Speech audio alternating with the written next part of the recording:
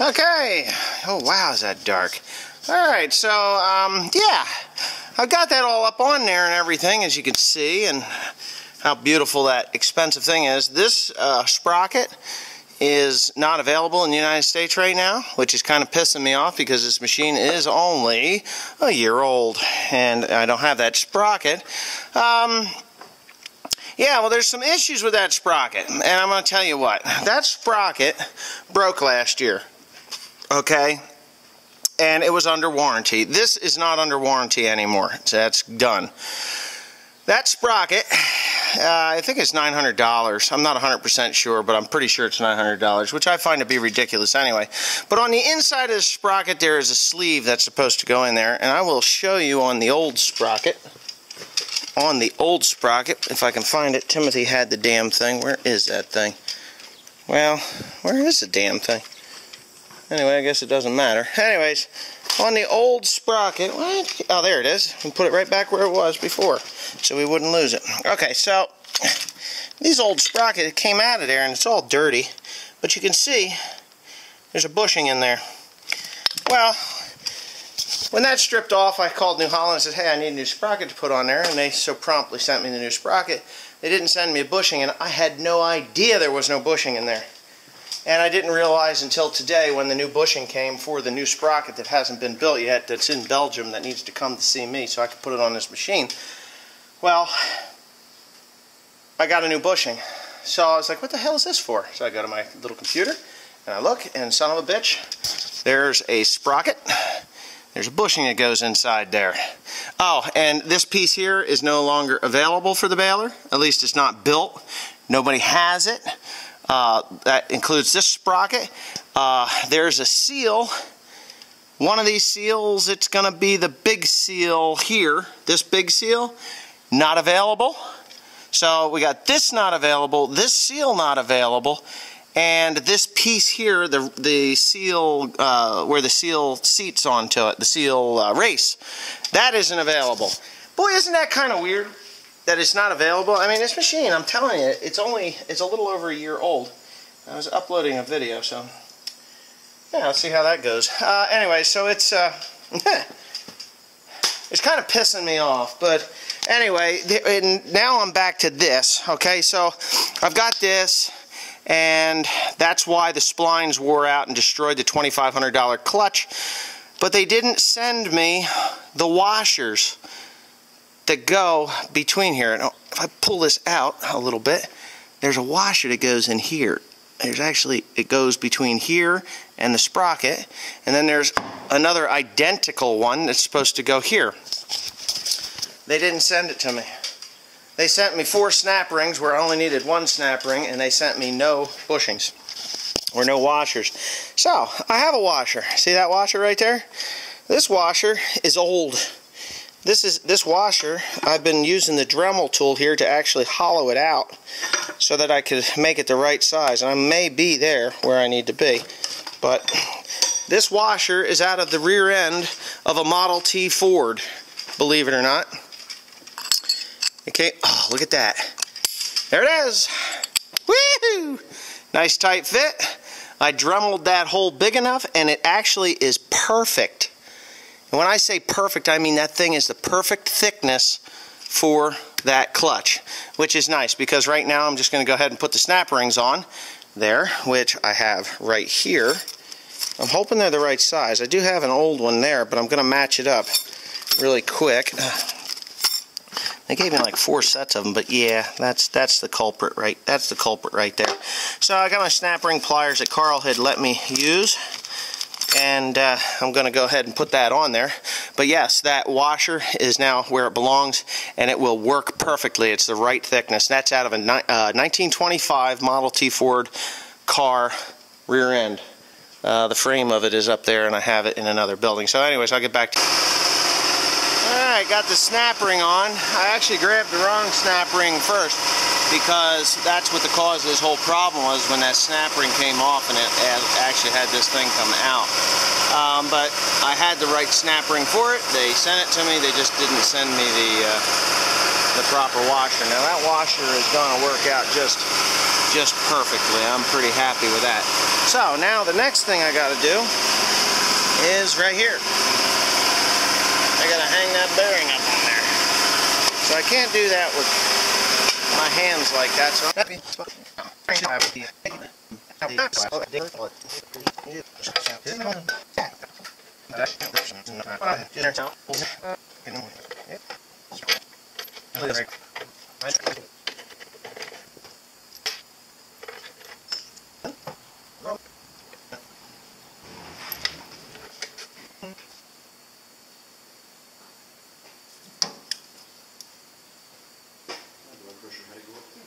why don't have him?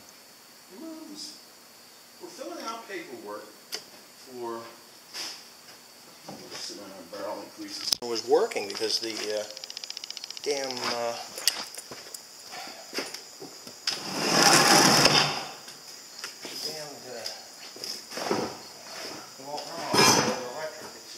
there's only a 15 amp fuse, it needs no less than 30. So it pops it. So I plugged it into my generator and it works. Anyway, there we go. Ready for the fun? I guess.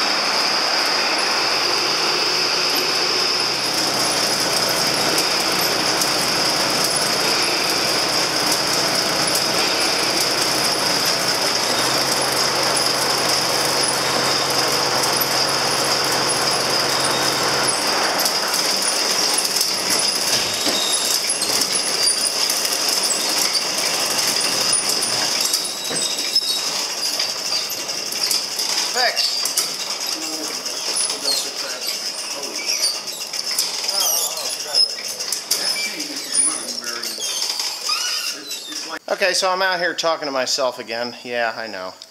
Anyway, it is back together. I'm just about out of battery life, so I don't know how long this is going to last. I have greased. I used a spray grease on that thing. It's really thin and it gets in there and does its job properly. So this is tensioned a little tighter than I want it to be, but that's okay because when I go to the field, because of the bushing not being in that sprocket, it caused that sprocket to wear a little uneven. But no big deal, it'll wear in pretty quickly. It's going to generate some heat that I don't like, but other than that, the repair is done. I have no idea what this costs. I do know that this was $2,500. I know that all the little giblets in there, they couldn't have been too expensive because there really wasn't much to them. There was a couple of seals and stuff like that, but for the most part, the baler's ready to go back to the field. Now, for the fun stuff, I've had nothing but trouble. And you guys have witnessed this over the last year and a half that I've owned this baler, but I've had nothing but trouble with this stupid chain right here. That chain, I just got done greasing that too. That chain is the dumbest freaking thing on the planet. It really is. If they wanted this system to work properly, they should do an identical thing over on the other side. And that's it. Identical. It should be identical on the other side, so that it will drive the, evenly. Instead of putting all that wear and all that strain on one stupid chain, if they did both on each side, it would take a lot of that out of there. But that isn't going to cure the entire problem with this header. This header, I'm no engineer. I'm just a stupid farmer that runs these things. But I'm no engineer. But I will tell you this. That header needs to pick up no less than a foot off the ground. It picks up about 8 inches, and that's it. So when you go over groundhog holes, terraces, washouts, ditches, and things like that, that header is digging into the ground. It's really stupid. It really is stupid. If they would lengthen that out a little farther, just lengthen it. I mean, bring that header forward a little bit and lengthen the tongue on the baler. you'd get a lot more clearance with that thing. So, you know, that's just my thoughts, and it's not really, you know, it's not, I'm not, like I said, I'm not an engineer, but they're my thoughts on how you can make that header better. Yeah, I'm a little disappointed with new Messiks, actually, on last year, that the guy that sent me, and that was the service department, it was not the parts department. The parts department was great. Service department, of course, ordered that sprocket for this machine last year when it broke, but they did not, and I'm going to say this again, they did not send me the bushing that was supposed to be in there. I feel that it's not my fault that that thing broke entirely, maybe 50% fault there, because you know what, I should have looked at the old one a little closer, and I should have realized that that bushing wasn't in the new one. But in my haste, me and Timothy put it together. As a matter of fact, Timothy put the sprocket on. I didn't look. Timothy didn't look, and of course it got put on there. But I think that when you break a sprocket and you need to replace the bushing, you don't reuse a bushing. You just don't reuse bushings. I would have never gotten it out of there to begin with, but you know, hey, that's just, you know, par for the course. If I have to pay for the whole thing, I'm not going to be happy about it, but I do think that Messiks needs to step up a little bit with that one and take some of the blame for it. I mean, I'm not saying, hey, you know, the whole thing, but a portion, maybe a third, you know, I could go for that. Even if it's 50% my fault, I'll take a third, or, you know, maybe a wash on the parts because of it, something, anything. But anyway, so now I'm going to get to, like I said, the fun stuff, and you guys have got a problem. Your problem is you got grease on your lens. So anyways, the fun stuff is I have contacted Messiks again on a different baler. And I know you guys, my viewers, have been screaming, get a Krone, get a Krone, get a Krone. Well, like I said, I'm not a Krone fan because of parts availability. But with this New Holland now, parts availability, it was ridiculous. Piss poor at best. They did get them to me, and my hat's off to Messiks on that, but New Holland, the company itself, is not stocking the parts in any quantity here in the United States. Yes, this baler is built in Belgium, but up until this particular model, I never had a problem getting parts, and I am having problems getting parts now. So Krone has said that they're going to bring me a baler. Yay! I get a baler to demonstrate. I've also contacted John Deere. But I think John Deere's a little chicken. I think they're a little scared to actually bring the baler out. That's just my personal opinion because, you know, I was supposed to know yesterday and I was supposed to know today. There was a meeting and, you know, I'm rousing the salesman a little bit. But I think that John Deere's a little scared to send me that baler. I think they think that I abuse them, even though I'm just using them. My business is rough. I'm not rough on it. It's just the business is rough. The amount of hay that's going through this machine, and you know, the volume, and even possibly the well, more than likely the volume itself, and maybe the moisture has a little bit to do with it. But this is a silage baler, so it's supposed to take it. Anyhow, with that being said, I'm about done with this thing. I'm just going to close it up, and tomorrow I'm going to go to bale with it, so you'll get videos for the next couple days of me baling with it and probably cursing a little bit because I still don't have confidence in that header. So I'll keep you informed on the John Deere L340 and the Krone 1290 Big Pack HD2. I believe that is the 8-tie, and the Krone Big Pack HT, HDX or HDR or whatever the hell it is. And that's a rotary machine, and I don't want anything to do with the Heston because they just don't produce a rotor machine as far as I know. But I'm going to go home and I'm going to look on the website, Heston, Agco, Massey Ferguson, and see if they do offer a rotor machine. But I don't believe that Huber's is going to even want to talk to me. I don't know. I don't know what the hell. But Heston does make a good baler. It's just, to this point, I don't feel that it's, you know, my standard maybe. Anyway, thanks for watching.